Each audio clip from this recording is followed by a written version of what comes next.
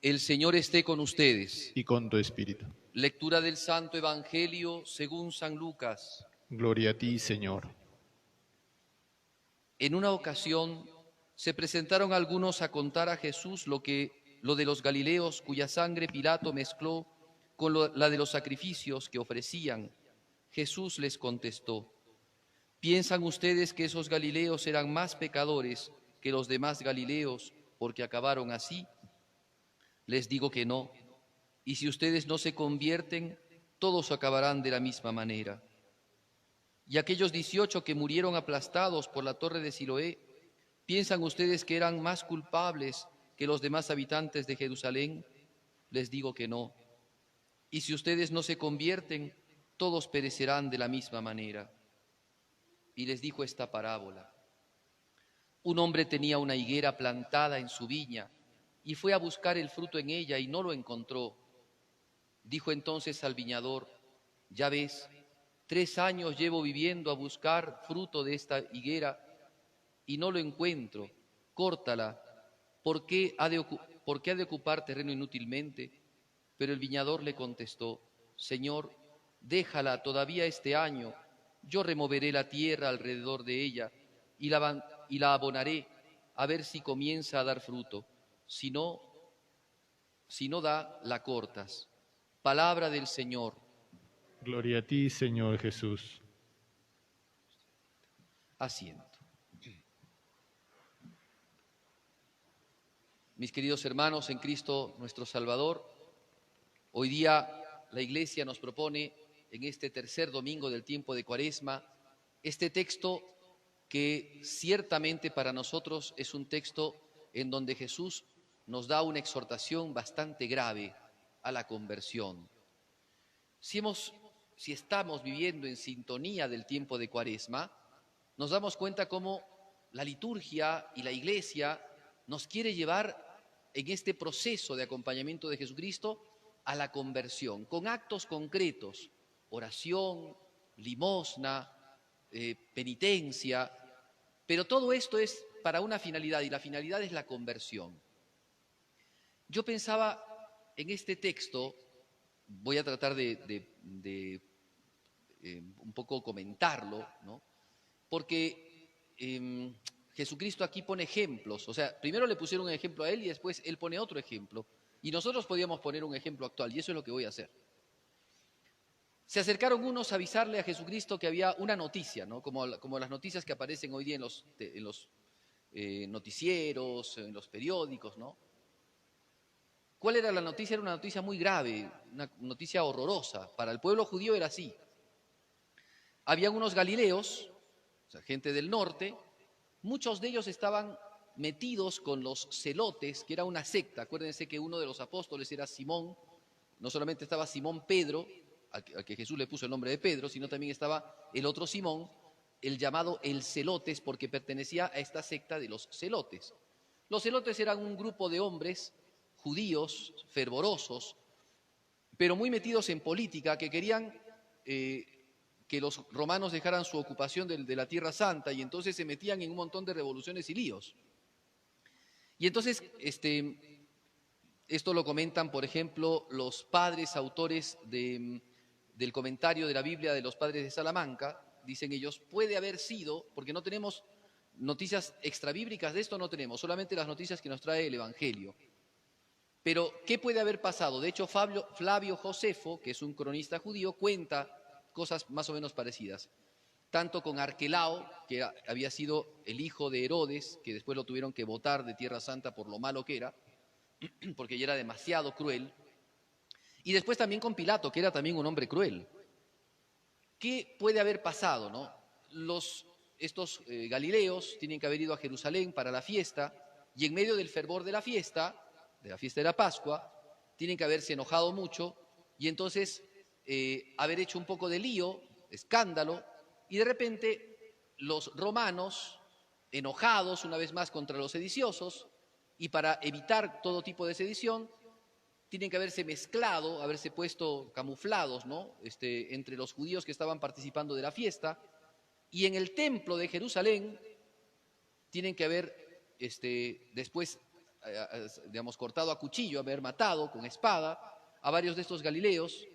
Y entonces, durante el tiempo de la Pascua, como era cantidad de animalitos que sacrificaban y entregaban después su sangre para que los sacerdotes la rociaran en el altar del templo de Jerusalén, entonces eran los mismos peregrinos los que sacrificaban a los animalitos, porque en otro tiempo los sacerdotes eran los que hacían esto, ¿no? Pero como eran tantos los ofrecimientos de animalitos, entonces los mismos peregrinos eran los que hacían, digamos, mataban a los animalitos para echar la sangre después al altar, ¿no? Entonces, ¿qué pasó? Que al haber esta matanza en el atrio del templo,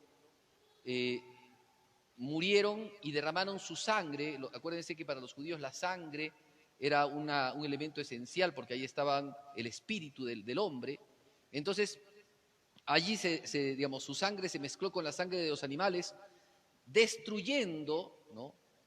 Profanando los sacrificios de la fiesta de Pascua. Entonces, estaban indignadísimos, ¿no?, los judíos con esto, y le fueron a decir a Jesucristo, porque tienen que haber sido graves los pecados. La idea era esta, ¿no? Tienen que haber sido muy graves los pecados de estos galileos, que por eso fue el castigo terrible, ¿no? Entonces, la sentencia de fondo, el pensamiento de fondo era, como es un hombre muy pecador, le viene un castigo muy grande. Eso era el pensamiento. Y Jesucristo saca a colación otro caso, porque dice, ¿ustedes creen que estos galileos eran más pecadores que los otros galileos que no les ha pasado esto? Están equivocados. Y pone otro ejemplo, ya no de galileos, sino de gerosimilitanos, es decir, de gente que vivía en Jerusalén, que habían estado construyendo, ¿no?, una torre, la torre de Siloé en Jerusalén. En esto también hay otros datos extrabíblicos. Estaban haciendo un acueducto, los judíos estaban en contra del acueducto, etcétera, y entonces había un conflicto, ¿no? Pero hicieron la torre y la torre se cayó y esa torre, mató 18 personas, 18 gerosimilitanos. Entonces Jesús les saca otro caso. ¿Y ustedes piensan que estos 18 eran más pecadores que todos los de Jerusalén? Están en un error. Y entonces ahí aparece la sentencia de Jesucristo. Os digo que si no os convertís, todos pereceréis como ellos. Yo me atrevo, perdónenme, me atrevo a poner otro ejemplo. Vemos nosotros hoy día un conflicto. Conflictos hay en otros lugares, pero hoy día estamos siempre muy a la expectativa a este conflicto que pasa entre Ucrania y Rusia. Y a veces nosotros nos ponemos a pensar, ¿no? Pobre esta gente, sus sufrimientos. Sepan que el pueblo ucraniano es un pueblo que ha sufrido, no solamente ahora, es un pueblo que viene sufriendo muchísimo, muchísimo de distintas maneras. Antes de la Segunda Guerra Mundial, después de la Segunda Guerra Mundial. Es un pueblo sumamente sufrido. Y uno entonces se pregunta, como estos hombres, ¿no? ¿Qué pecados han cometido estos ucranianos que han caído en esta cantidad de horrorosas muertes y ocupaciones? Y yo creo que Jesucristo también nos podría decir eso, ¿no? Ustedes se piensan, nosotros nos pensamos mejores que ellos, porque no hemos pasado esto. Y nos dice la misma sentencia. Os aseguro que si no nos convertimos, todos pereceremos. O sea que lo que quiero decir es que la advertencia no es de hace 2000 años. La advertencia es también de ahora. La advertencia es para nosotros. Tenemos que hacer un cambio de vida. Miren, yo les dije cuando empezamos la cuaresma, ¿no será esta nuestra última cuaresma? ¿No será esta nuestra última cuaresma, el último tiempo que tenemos de conversión? ¿Por qué no? ¿Por qué tendríamos que pensar que vamos a tener 50 cuaresmas más? ¿Por qué? ¿De dónde nos viene a nosotros esto? ¿Se dan cuenta? Tenemos que darnos cuenta que es un tiempo de conversión, es un tiempo de arrepentimiento y es un tiempo oportuno. Es un tiempo propicio, como dice el Evangelio, o sea, la Sagrada Escritura, es un tiempo propicio para la conversión. Y no podemos dejar entonces al margen la conversión y decir qué anécdotas que nos cuente el Señor, lo de Siloé, o que le contaron al Señor lo de los galileos, o lo que está pasando en Ucrania. ¿Qué anécdota para el mundo? No. Son cosas que tenemos que juzgarlas y tenemos que ver. Y el Señor no nos pone estas cosas como para que nos demos cuenta que debemos de convertirnos, que debemos de cambiar de vida. Y no son advertencias al miedo, sino al santo temor de Dios. Hace poquito, en una lectura del oficio divino, los sacerdotes y también muchos laicos hacen esta oración, el oficio de lecturas, hay una lectura que me parece que es de San Cipriano, que cuenta o habla del santo temor. Dice, él empieza a analizar un poco lo que es el temor, ¿no? El hombre tiene temores por naturaleza. Tenemos temor, por ejemplo, a una bestia salvaje. Tenemos temor a un terremoto. Tenemos temor, por cosas que nos pueden acaecer. Ese temor no nos enseña, nadie nos lo ha enseñado, sino viene de nuestra propia condición humana, de nuestra propia naturaleza. Temer a las cosas que nos pueden hacer daño. El temor es una pasión que surge a consecuencia de un mal que se viene o a un bien que se pierde. Son dos cosas que dice Santo Tomás. Entonces, el temor es algo, como les digo, que viene en la sindéresis de nuestra razón. Nos damos cuenta de que algo es temible y nosotros le tememos temor. No es algo que nos advierten, no es algo que nos enseñan, es algo que está, que uno lo genera por su propia naturaleza. Pero el santo temor de Dios es algo que se aprende. Hoy día vemos que se ha perdido el santo temor de Dios. Cuando, por ejemplo, la gente no tiene ese respeto, por ejemplo, cuando se trata de entrar a los lugares sagrados. Muchos entran a la iglesia como entrar a un mercadillo, hablando, contestan al celular, no tienen temor, no tienen temor de Dios. No digamos respeto, porque el respeto es lo normal, humano, el orden natural, ¿cierto? Si tú vas a una obra de teatro, a un cine, y te llaman por teléfono, no contestas, pones el teléfono en avión, en lo que sea, porque por respeto, ¿no?, de la obra cultural que está en un concierto, lo mismo, ¿cierto? Cuando vas a la iglesia no solamente es respeto, es temor del Señor. Estás en un lugar sagrado. Acuérdense lo que hemos leído en la primera lectura. Quítate las sandalias, le dice Dios a Moisés, estás pisando terreno sagrado. Bueno, nos hemos ido olvidando del temor de Dios. El temor, por ejemplo, que tiene que venir a nosotros al estar en pecado mortal. Dios nos dice, claro, te doy mi gracia te basta para la salvación, pero el pecado nos quita la gracia de Dios. Y muchas veces pasamos días, semanas y meses sin confesión, estando en pecado mortal. ¿Eso no es haber perdido el temor de Dios? ¿Qué me importa? Si yo estoy en pecado mortal, ¿qué me importa? ¿Cuál es el drama? ¿Qué va a pasar conmigo? No va a pasar nada, porque Dios es muy buenito, me va a salvar lo mismo. Se ha perdido el santo temor de Dios. No es temor solamente al castigo, que también está, sino es temor a tu Padre, que te ama tanto, y el respeto que tienes que tenerle, y el amor que le tienes que tener, lo has perdido. Y tienes que volver a la gracia, y tienes que volver a la confesión, por ese santo temor. Decía San Cipriano, el santo temor de Dios se aprende, no viene instintivamente, se aprende.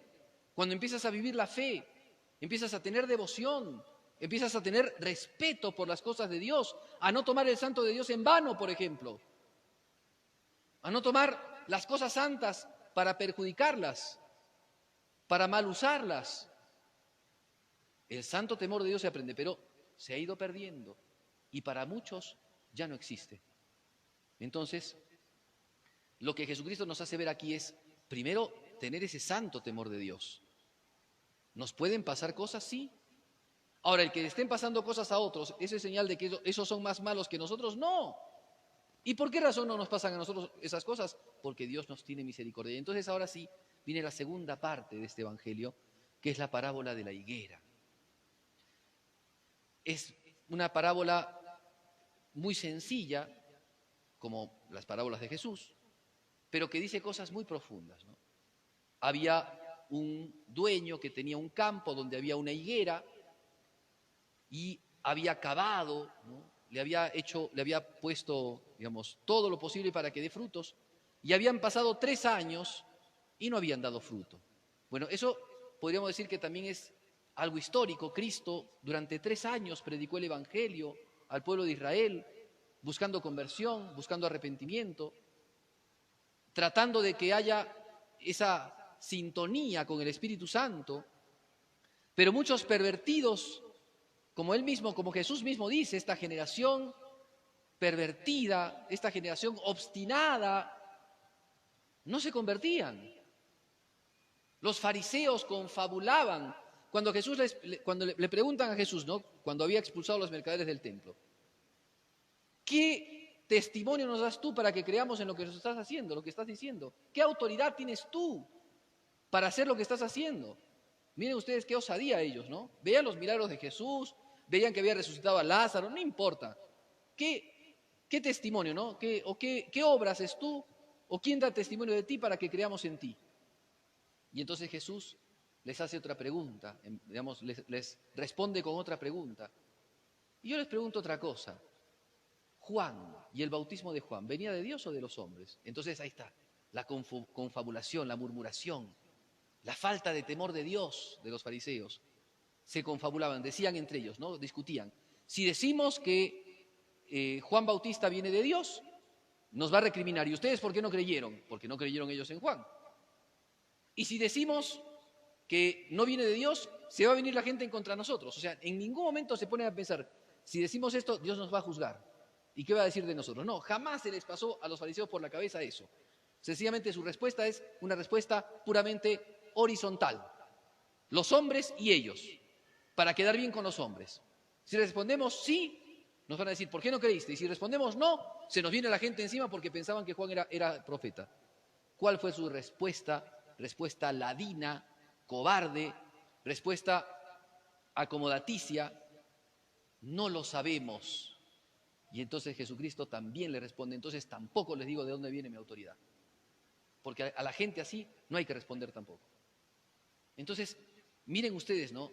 Predicó incansablemente como el buen pastor que iba en busca de la oveja perdida y encontró tantas ovejas. Encontró a Mateo, encontró a Zaqueo, encontró al cieguito Bartimeo, encontró a la Magdalena, encontró a tanta gente, por supuesto, pero esa gente que decían eran los pecadores, adelantaban a los fariseos y a los doctores de la ley en el reino de Dios. Por eso también Jesucristo les dice a ellos, os digo que las prostitutas y los publicanos os adelantan en el reino de Dios. Veía entonces el corazón, porque Dios es el único que puede ver el corazón. Jesús veía el corazón de esa gente, no se convertía. Piensan que son mejores que los otros porque a ustedes no les ha pasado eso. Si no se convierten van a perecer. Pues bien, eso es, ¿no? Y la parábola de la higuera dice que le dijo entonces al viñador, ¿no? Al trabajador de la viña donde estaba la higuera, le dice, voy a cortar, o perdón, le dice, córtala. 3 años llevo esperando frutos, no da frutos, córtala. Y el viñador le dice, Señor, esperemos un poco, voy a ponerle abono, voy a regarla y esperemos 1 año más, a ver si da fruto, ¿no? Entonces, la parábola vuelve a la misericordia y es la tolerancia, es la paciencia que Dios nos tiene, que no es solamente una paciencia de espera, sino de búsqueda. Hoy día Cristo también es ese viñador que viene a nuestros corazones y que pone ese abono de la caridad, de la misericordia, del amor, para que nosotros nos convirtamos, para que veamos el amor de Dios. Y hoy día Cristo entonces pide conversión, está exigiéndonos a nosotros convertirnos. San Ignacio de Loyola, en el libro de los ejercicios espirituales, en la segunda semana de los ejercicios, en la primera semana de los ejercicios, cuando habla de la meditación del infierno, hace que el ejercitante medite en el infierno, tiene una sentencia San Ignacio de Loyola, dice, hay que meditar en el infierno, entrar en el infierno para no entrar después cuando muramos, ¿no? O sea, es conveniente entrar en el infierno ahora, en este tiempo, por medio de la meditación, a después entrar eternamente y condenarnos. Pero además dice San Ignacio, en el coloquio, ¿no?